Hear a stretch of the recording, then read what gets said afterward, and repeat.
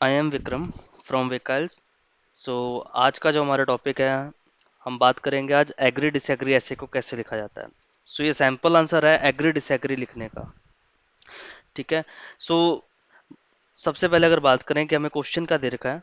Old generations often hold some traditional ideas on the correct way of life thinking and behaviour. However, some people think that it is not helpful for the young generation to prepare for modern life in the future. To what extent do you agree or disagree with this view? Okay. So इसके अंदर क्या है, हमारे हमसे पूछा गया कि जो ओल्ड जनरेशन के जो ट्रेडिशनल आइडियाज़ हैं कि वो कैसे, कुछ लोग हैं जो ओल्ड जनरेशन है वो क्या है कि जो ट्रेडिशनल आइडिया उनको होल्ड करके रखते हैं, लेकिन सेम साइड पे कुछ अलग लोग हैं जो ये सोचते हैं कि ये क्या है यंग जनरेशन के लिए हेल्पफुल नहीं है। इस स्टेटमेंट से हमसे पूछा to what extent do you agree और डिसएग्री विद दिस व्यू।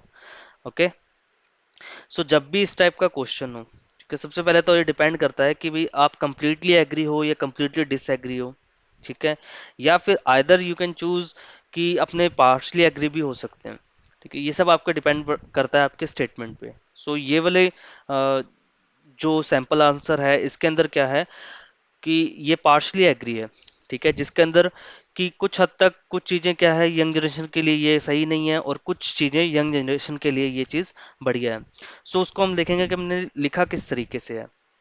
जब भी अगर आपको पार्शली जाना हो तो अपने स्टेटमेंट के लिए हमेशा वाइल दो या ऑल दो वाले सेंटेंस का यूज़ करो। ओके। देखते हैं कि हमने कैसे लिखा है इसको। कि it is true that many older people believe in traditional values that often seem incompatible with the needs of younger people. कि ये बात सही है कि जो बहुत सारे ओल्डर पीपल ये बिलीव करते हैं कि in traditional values that often seem incompatible with the needs of young people. While I agree that some traditional ideas are outdated, I believe that others are still useful and should not be forgotten. ठीक है। हमने अपनी statement में बोल दिया है कि हाँ कुछ चीज़ें हैं जो ट्रेडिशनल आइडियाज की क्या है वो आउटडेटेड हो चुकी है, लेकिन फिर भी क्या है इसमें कुछ चीज़ें आज भी यूजफुल है जिसे नहीं भूलना चाहिए। ओके। सब जो आपकी पैराग्राफिंग है, जो हम बॉडी पैराग्राफ लिखते हैं, ये सब आपके डिपेंड करते हैं इंट्रोडक्शन पे। कि जैसा आप अपना स्टैंड लोगे उसी पे बेस क्या होते हैं, अपने जो बॉडी पैराग्राफ होता है उसी पे बेस होता है। हमने अपना स्टैंड क्या लिया है कि कुछ चीज़ें हैं जो ट्रेडिशनल, कुछ चीज़ें जो जनरेशन के लिए बिल्कुल भी सही नहीं है और कुछ चीज़ें बहुत अच्छी हैं। हमारे जो भी पॉइंट होंगे वो भी क्या होंगे, इसी पे बेस होंगे, यानी हमारा पैराग्राफ भी इसी पे बेस होगा। ये चीज़ हमेशा ध्यान रखो कि जैसा आपने अपना व्यू दिया इंट्रो के अंदर वैसे ही आपके बॉडी पैराग्राफ होंगे। अगर ये आपने दिया तो कंप्लीटली एग्री में अगर दिया तो इसके बॉडी पैराग्राफ भी क्या होते हैं, कंप्लीटली एग्री में होते हैं। ओके। अगर आपने कंप्लीटली डिसएग्री दिया होता तो ये पूरे बॉडी पैराग्राफ भी कैसे होते, अपने डिसएग्री से रिलेटेड होते हैं। लेकिन अभी क्या हमने 50-50 की तरफ गए, यानी कुछ में फायदा और कुछ में नुकसान है, तो हमारा बॉडी पैराग्राफ भी क्या होगा वैसा ही होगा। Okay.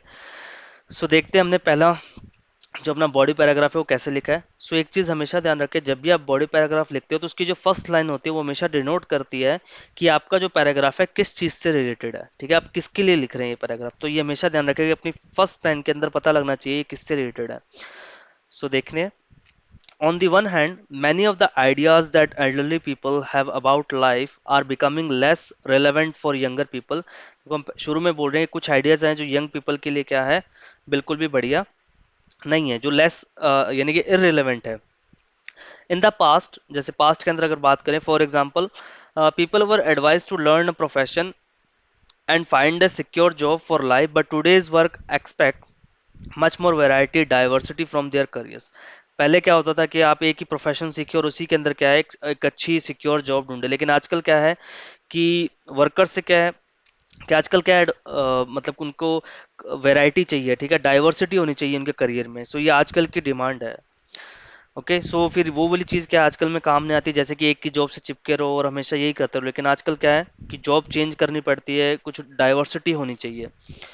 At the same time, the rules around relationships are being eroded as young adults make their own choices about who and when to marry. Okay, next point हो गया कि भाई आजकल क्या है कि यंग जनरेशन अपने हिसाब से सोचती है कि कब उन्हें शादी करनी है, किस टाइप के उन्हें फैसले लेने हैं, लेकिन पहले क्या होता था कि फैमिलीज मेंबर सोचते थे उस चीज़ के बारे में। फिर अगर थर्ड पॉइंट के बारे में बात करें, but perhaps the greatest disparity between the generation can be seen in their attitudes towards gender rules. The traditional roles of men and women as breadwinners and housewives are no longer accepted as necessary or appropriate by most younger people.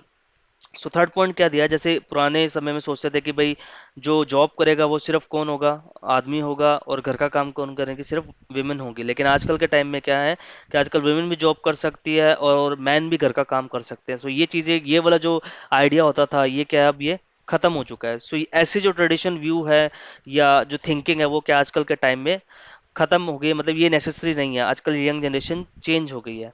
अब हम दूसरी side लिखेंगे कि ऐसे कौन से ideas है जो कि आज भी क्या है यंग जनरेशन के लिए जरूरी है या उन्हें अपने लाइफ के अंदर कैसा यूज करना चाहिए।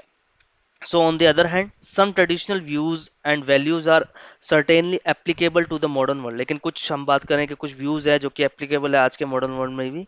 जैसे कि for example, older generation attach great importance to working hard, doing one's best, and taking pride in one's work, and these behaviors can surely benefit young people as they enter today's competitive job market. So आजकल का जो competitive era है उसके अंदर वो बता रहे हैं कि जैसे पुराने टाइम में जो लोग होते थे वो क्या अपने काम की जैसे रिस्पेक्ट कर रहे थे, करते थे, उससे प्राइड महसूस करते थे जब भी वो काम करते थे और अपना बेस्ट देने की कोशिश करते थे।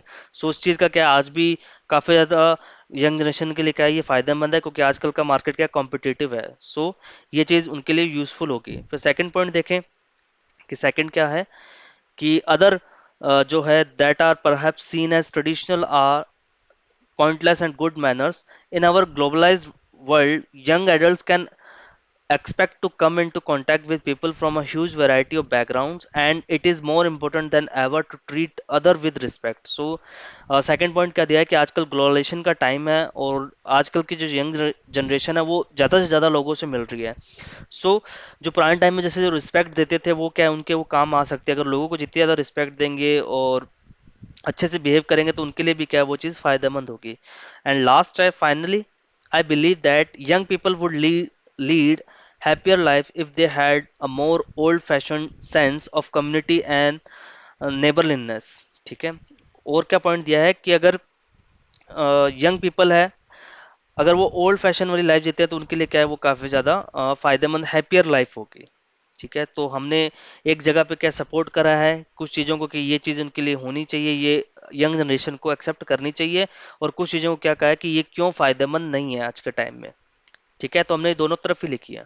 तब कंक्लूजन के अंदर भी क्या होगा हमारा सेम, जो हमने जो अभी ऐसे के अंदर बताया, तो हमने क्या बताया है कि कुछ चीज़ें अच्छी और कुछ चीज़ें खराब है। तो सेम चीज़ हम रिपीट करेंगे। जैसे हमने इंट्रो के अंदर वाइल वाला सेंटेंस यूज करा है, तो कंक्लूजन के अंदर हम क्या करेंगे, ऑल दो वाला सेंटेंस यूज कर लेंगे। जैसे in conclusion, although the views of old people may sometimes seem unhelpful in today's world, we should not dismiss all traditional ideas as irrelevant। सो हम क्या बोल रहे हैं कि ऑल दो मान सकते हैं जो कि जो व्यूज है ओल्डर पीपल का समटाइम्स क्या अनहेल्पफुल हो सकता है आज के टाइम में, लेकिन we should not dismiss all traditional ideas as irrelevant, कि हमें सारे आइडियाज कैसे नहीं मानना चाहिए कि इररिलेवेंट है। ठीक है। तो सेम चीज हमने बोली है, सेम चीज हम इंट्रो में बोल के आए, फिर हमने उसे डिस्क्राइब करा, एंड लास्ट में कंक्लूजन में भी वही चीज बोली है कि ये चीज 50% सही है और 50% गलत है। ओके। तो सब जब भी आप ऐसे पार्शली लिखना हो तो अपने सेंटेंस, अपना जो इंट्रो उसके अंदर वाइल या ओल्दो वाला सेंटेंस यूज करो। ओके। सो जल्दी अब नेक्स्ट वीडियो के साथ में मिलेंगे, तब तक आप लोग प्रैक्टिस करिए सेंटेंसेस की कि वाइल और ओल्दो की सेंटेंस कैसे लिखे जाते हैं। So thank you so much.